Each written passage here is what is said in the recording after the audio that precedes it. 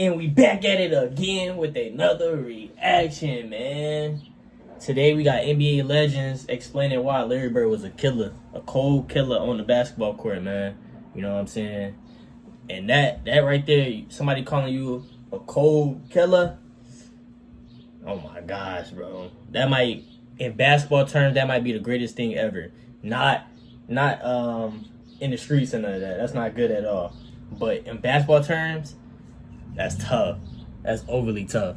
But make sure y'all like, comment, subscribe, man. Let me know what y'all want to see next, man. I love all y'all. I appreciate all y'all. Happy Sunday. God is good. God is great. And he's going to continue to keep blessing us. So keep thanking him, man. Because without him, we are nothing. Let's get straight into this video.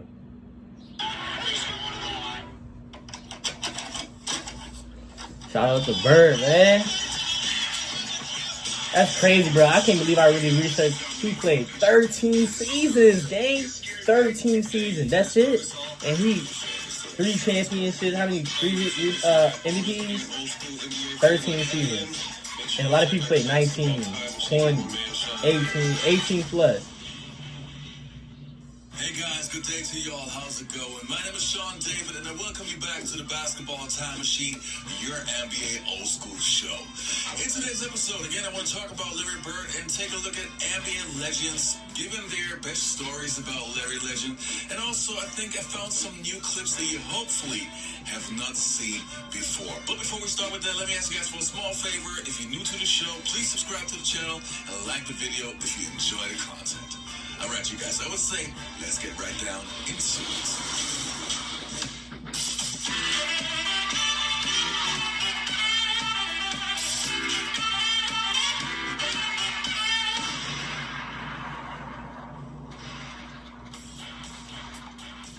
Now, the first clip that I want to take a look at is from Isaiah Thomas. And this one is pretty interesting because Dennis Rodman made some kind of outlandish comments about Larry Bird. And if you remember, like back in the days in the 80s, Rodman already said something about Larry Bird. Isaiah Thomas confirmed it, and Isaiah got into big trouble.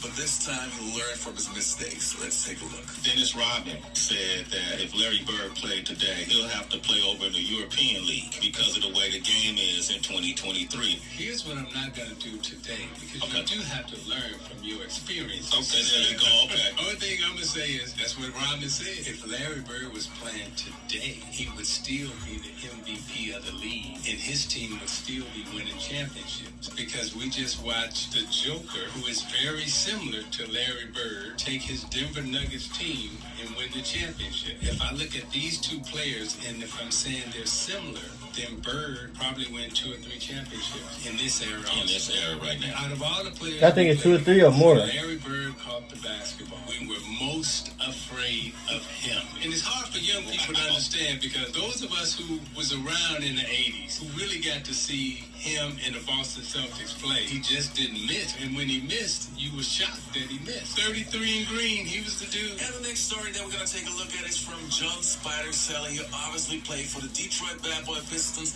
and who had so many matchups against Larry Bird. And yeah, he just tells you again about the confidence of Larry Legend. Let's take a look. You know, we kind of knew. You knew who was better. Nowadays, you don't know. I would be afraid to play against Luka. I'm telling you personally, that's how good he is. And I know Larry Bird, he's this much below Larry Bird, or maybe that much. But Larry Bird would put fear in me and everyone else, just like Luka.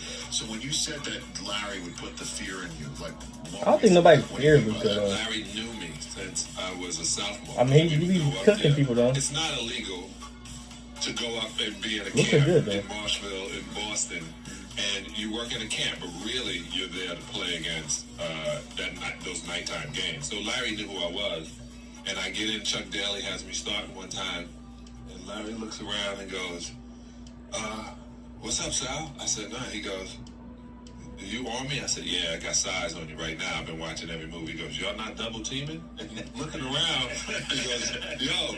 I go, no, it's just me, fella. He goes, mouse in the house. Mouse in the house. And they change the play, and he catches the ball, he does this, and he shoots it. He says, Sal, you better ask for a double team, bro. I got 2 quick fouls because I'm smart like that. Yeah, he was, and he was always in shape, and he hated Bill Laimbeer. Larry could just flat out score and give you numbers, and you talking shit. There were times I had to guard it. You know the player's coming, but he would tell you what's coming. And he says, That's the scary part. I'm going to trail into the lane and do a little floater. And he said, if you fucking pop, he said, if you try to get over the top, he said, I'm going to pop to that corner and bust a jump on you. That's got to be one of the scariest things somebody would like say to you on the basketball court. When they back it up. Shirt tail, I'm holding it, you know where I'm from. I'm from Gastonia. He ain't sure not, man. The ball comes in, DJ takes a couple dribbles. I'm quick enough. I think I can get over the top. I get over the top. I get out there, but he pops to the corner and I'm running. He kind of waiting, but he was an asshole. What was it about Bird that was so special? Listen, I hate when they compare people to Larry. Yeah, Larry was a phenomenal. If he can get his shot off, he feel like he's gonna win the ball game. Yeah, Rob, I wish you would have played against him, man. Larry Bird was the biggest shit talker in the league back in the day. He would tell you exactly where he was going, what he was going to do. And he did that to us in the finals. He was like, guys, don't worry about it. I'm going right over here to the corner. I'm going to catch the ball, I'm going to shoot it, and ain't shit y'all can do about it. I mean, just like, and he did exactly that. I know that put fear in people. Because I always think about that moment. I don't know how true this is, but you remember the time when he was playing in Atlanta, and he told the guy out, he says, I'm going to bank a 3 of them, and the guy's just bullshit. So, throughout the game, he never got said, you know what?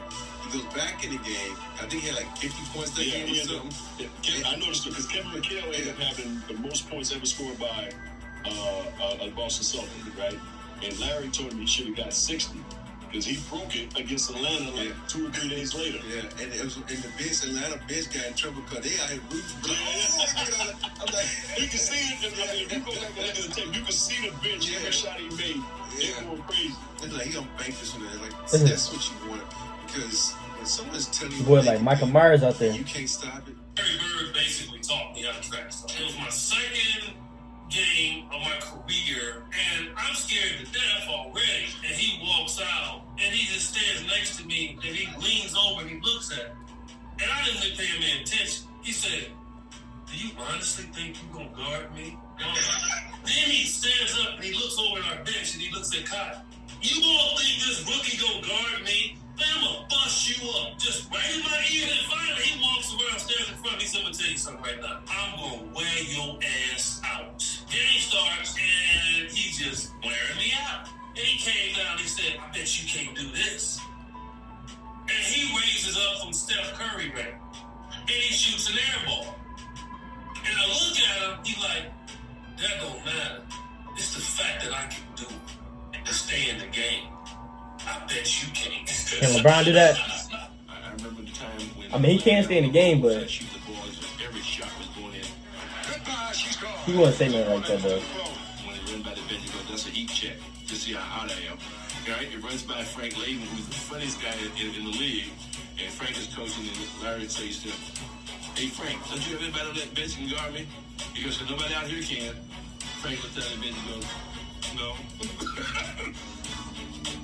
Now, but his ability to shoot the ball, depending upon the team he's on, like he can get anywhere he wants to be and shoot over smaller players. And he was one of the most crafty players the game has ever seen. So I think his game translates to any time period. Larry Bird talked a lot of shit. Bird used to tell me, look at him like, I'm going to shoot this motherfucker jump in your face right there in that corner. And it's going to be your Christmas present. I'm going to wrap it up and bust your head open. All that shit. He was the coldest dude I ever seen with that shit, man. Everybody be talking about these greats, and we always mention him. Well, Michael Myers a basketball game. Before I let you guys go, I want to talk about the comment that Dennis Rodman made about Larry Bird. Now, you guys probably know Dennis Rodman is one of my favorite players of all time. I love that dude so much. And I was very, very much surprised about his comments about Larry Bird playing in Europe in today's NBA, which I think is just bullshit. Come on, Dennis, you should know better. And it's kind of interesting to see how people compare Larry Bird to Jokic. yes, they have similarities in their basketball IQ and their court vision and not being the most athletic guys and so on. But to me, there's still one major difference why I still have Larry Bird way higher than Jokic, who still is a great player in my opinion. But the one thing that separates the two is the killer instinct that Larry Bird would do. There's hella more whatever it things. takes to win. He would die for a loose ball. He would mentally kill you with his trash talking and so on. Okay. These are qualities that not every great player has. Yeah, And that's this is what separates Larry Legend from many, many other great NBA players. But you guys let me know in the comments below what you think, okay? So that was it for today's episode. I hope you enjoyed this video. Wow. Shout out to him, man, for this video, man. The Jokic comparison, please don't compare Larry Bird to Jokic, man. Please. Jokic is a center. Larry Bird is a small forward, bro. And the difference, there's so many differences. Better scorer. I feel like he a better passer. Defender, I feel like he low-key a better defender too.